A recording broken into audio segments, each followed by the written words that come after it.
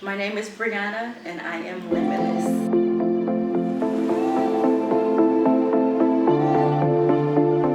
My name is Bryanna Hopkins. I am from Chicago, Illinois, and I'm 33 years old. I was raised in a single family home by my mom. It was me, my two brothers, and two sisters. And then we were raised in an urban area of Chicago, Illinois. It definitely wasn't the suburbs or this fancy area that we lived in. It was, I would say that we were raised in the urban area. And for textbook sake, I would say it will be described as like the ghetto of the city. I think growing up in an urban area definitely kind of like defined who I was in a sense, because I knew that I didn't want to be a product of my environment. So that kind of like stuck with me, and I'm like, okay, I don't want to be bound by the status quo. I don't want to repeat generational curses. I knew that like from the start. So I think that being raised in that environment kind of like was a stepping stone for me to really like be different and just not go with the typical status quo situation. Because I did so well in school, I think people probably saw that I was different. So I think that was like one of the ways that I tried to make myself stand out, is by like getting good grades, having like a solid education. I think by excelling in school was my way of like my first defining moment for myself and the way for people to view me as different. So that's kind of like where I started. Like my foundation was, okay, education, get a good education, good grades, and this can be a stepping stone for your future. And that was like kind of like I would say education was like kind of like my thing. It was like my defining moment for myself. My education and my kids' education is going to be so different because I'm deciding to homeschool my kids. A lot of people let schools kind of define who their kids are, and I really didn't like that. Like, I want to be the person that defines my kids. I want to be the first person to decide what my kid is exposed to. So I think that kind of my distrust in the educational system is kind of what made me lead.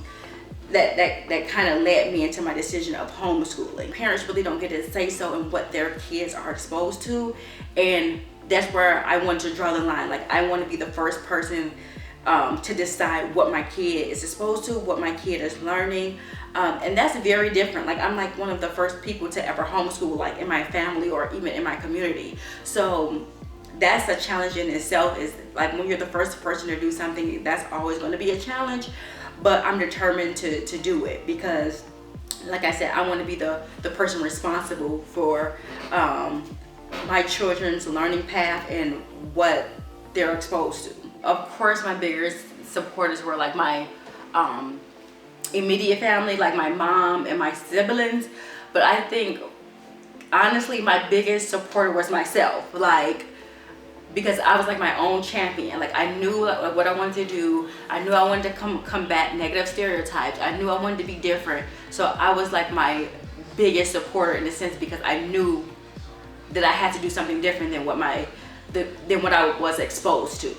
My family and friends played a role in supporting me because they knew how serious I took school. So like they never like influenced me in a bad way to like do something like say for instance not do an assignment or to like ditch school. I think they knew like how serious I was, so they didn't put me in those situations that would make me deter from my vision. Mm-hmm. So I think they were supportive in that way. Like they knew how I was. They knew that I was a good student, and they didn't do anything to jeopardize that. So I consider that support, because emotional support, because I didn't have to worry about having negative influences impacting my journey. It is kind of difficult having a community yes, you have teachers and yes, you have friends, but actually having like a community that you can go to when you have questions, when you need additional support. I think I didn't really have that when I was a kid. Like I didn't have like a group that I could really go to like give me tips and give me like words of wisdom. I really didn't have that, so I think that was really lacking when I was growing up. For me, support looks like just letting me be me, like letting me be my own person. I think when you try to conform others into being someone that they're not, I think that kind of like that isn't supportive to me. Like that I feel like that isn't conducive. So letting that person be exactly who they are, I think that's like the biggest form of support you can have, is because they're being true to who they are. Now that I'm an adult, I kind of like established my own communities, like in a sense with my lifestyle. Like I'm a vegan, plant-based. I'm kind of like I'm a homeschool teacher, so I like created communities for myself. So because of my lifestyle, I actually created my own community. Like I created my own community net of people that I can go to when I have questions, or people that I can vent to that actually understands my lifestyle. So I think because I created that path for myself and that journey for myself, I was able to create communities and not even realize it. I am a vegan and plant-based, so I live a vegan and plant-based lifestyle. I started out as vegetarian in 2016 and then transitioned to vegan, plant-based in 2018. One of the primary reasons for doing that is just health. Like once you have kids, you want to make sure that you're there for them as long as you can be. So I know that I wanted to have that longevity, and you are what you eat. So with realizing that, I realized that what I eat is defining and determining that longevity. So I wanted to do whatever I could to make sure that I'm here on this earth as long as I can be for my kids. So definitely health reasons. And like for me, like I said, I never wanted to leave my life in other people's hands. So by me making that transition, I was taking matters into my own hands and realizing that, well, taking a step in the right direction, realizing that maybe food is playing a factor in why people are leaving this earth sooner than they're supposed to. My husband is a vegan, plant-based, and my kids are a vegan and plant-based, and that kind of like ties into like why I'm homeschooling as well. It's because when you send your kids to school, you really don't have a choice in what they eat. And I know like a lot of schools that sometimes you can't even pack your kids' lunch for whatever reason. So I'm like, no one's gonna tell me what to do. I'm making my own decisions. So I think that the food actually kind of played a role in why I decided to homeschool, because I want to know first what they're eating, and I want to make sure that they're eating the most healthy things so they can have a more focused mind to be able to excel academically. So I feel like it like goes hand in hand with each other. I feel like everything that I do is at home, like homeschool, home births, like everything that I do is like in the center of my home, because I feel like home is where the heart is. So I am striving to like create a home where where there's nothing but love and creating blueprints for my children to be limitless. Like I think that's like the goal in life, is like I'm doing everything that I'm doing and creating a path and journey for myself to be limitless, so I can give this blueprint to them so they can be limitless. One of my biggest challenges is being an effective communicator. Like in the past, I've always kind of been shy and not so outgoing. So I think my biggest challenge now is trying to have that voice and trying to be more open as far as communication goes, especially like when you have kids. You want to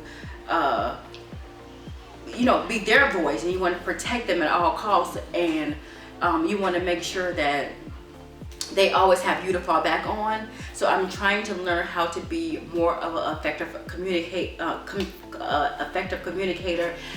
getting my point across, but not coming off as or not being viewed as someone that's confrontational, but knowing that when I am communicating, that I am being taken serious. So I just wish that I would have realized that I need to work on this a little sooner rather than later. But I feel like that my kids are giving me that push that I need, because I have to be their voice. And when you have kids, you enter this whole new reality of like you're their number one person to defend them if something happens. So I think, yes, I should have worked on this sooner, but having them as my drive to actually execute this goal, I think is really helping me to like really stand true on that, and really like try to be the best and most effective communicator that I can. Where I am now in life is where I want to be. Like, I'm happy. I make my own decisions for myself. I'm an informed thinker. I like to say that I use like concrete logic to make informed decisions. I just think the key word is freedom. I look forward to creating a space in an environment where my kids can grow and be happy. Like, I think, like I said, happiness is like the key.